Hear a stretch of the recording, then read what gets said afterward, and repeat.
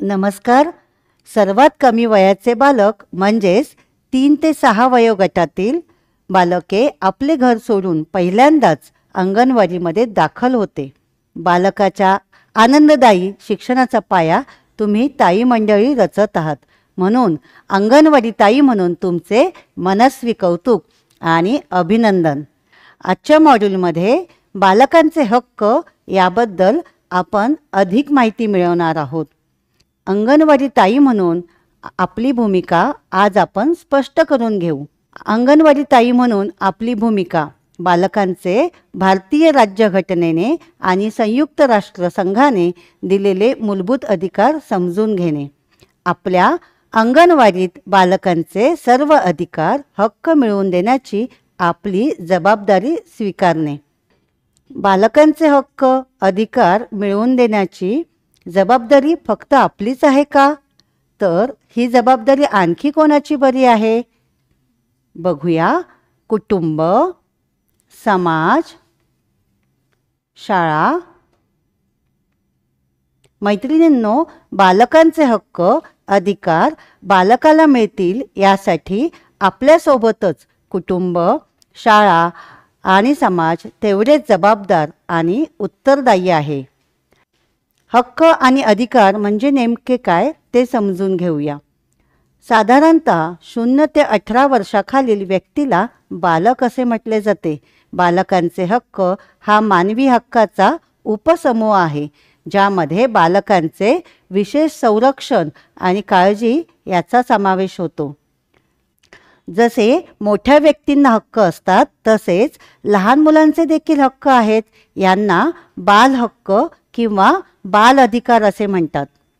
आपल्या भारतीय राज्यघटनेतील तरतुदीनुसार बालकांच्या गरजा पूर्ण होणे हा त्यांचा मूलभूत हक्क आहे. राज्य सरकार आणि केंद्र सरकार तसेच बालकांच्या पालकांनी या मूलभूत हक्कांची व गरजांची पूर्तता करणे बंधनकारक आहे. तसे कायदे राज्यघटनेतील तरतुदीनुसार करण्यात आले आहेत. भारतीय राज्यघटना पुढे दिलेले अधिकार बालकांना प्रदान करते. समानतेचा अधिकार, भेदभावाविरुद्धचा अधिकार, वैयक्तिक स्वातंत्र्याचा अधिकार, कायद्याची योग्य प्रक्रिया राबवली जाण्याचा अधिकार, तसेच तस्करीपासून संरक्षण मिळण्याचा अधिकार, बंधनकारक मजुरी संरक्षण अधिकार. 20 नोव्हेंबर हा राष्ट्रीय बालक हक्क दिन म्हणून साजरा केला जातो. संयुक्त राष्ट्रसंघाने जगभरातील बालकांचे हक्क ठरवून दिलेले आहेत.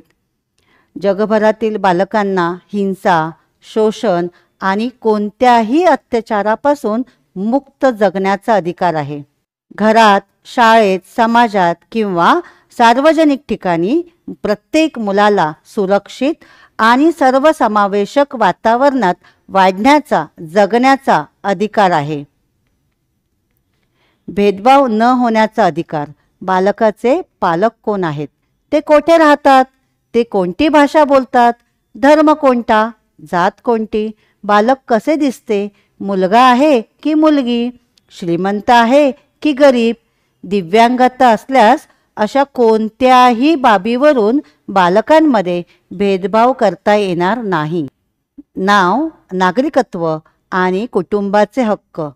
प्रत्येक बालकाला जन्माच्या वेळी नाव, नागरिकत्व आणि कुटुंबाचे हक्क मिळायला हवेत. जीवन आणि व्यक्तिमत्वाचे रक्षण. बालकांना जन्मापासूनच जीवन आणि व्यक्तिमत्वाचे रक्षण मिळायला हवे.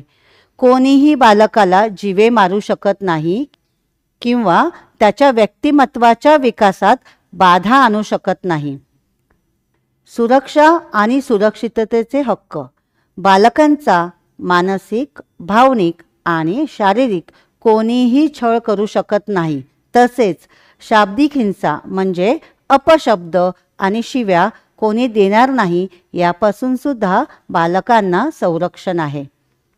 शिक्षण आणि आरोग्य सेवेचे हक्क. बालकांना शिक्षणाचे हक्क आहे. त्यांना मोफत आणि सक्तीचे प्राथमिक शिक्षण मिळायला हवे. तसेच त्यांना माध्यमिक आणि उच्च शिक्षण घेण्याची संधी सुद्धा मिळायला हवी. बालकांना आरोग्य सेवेचे हक्क मिळायला हवेत. त्यांना निरोगी वाढण्यासाठी आणि विकासासाठी आवश्यक असलेल्या सर्व प्रकारच्या आरोग्य सेवा मिळायला हव्या. सर्व प्रकारच्या गरजा पूर्णत्वाचा हक्क. बालकांना अन्न, वस्त्र, निवारा आणि इतर मूलभूत गरजा पूर्ण मिळण्याचा हक्क मिळायला हवा. त्यांना मानसिक, भावनिक आणि शारीरिकदृष्ट्या निरोगी सकोप वाढ आणि विकासासाठी आवश्यक असलेल्या सर्व गोष्टी मिळायला हव्यात. विश्रांती आणि खेळाचे हक्क. बालकाला त्याच्या गरजेनुसार विश्रांतीचा आणि स्वतःच्या आवडीचा खेळ निवडण्याचा, खेळण्याचा हक्क आहे. विचार आणि अभिव्यक्तीचे हक्क.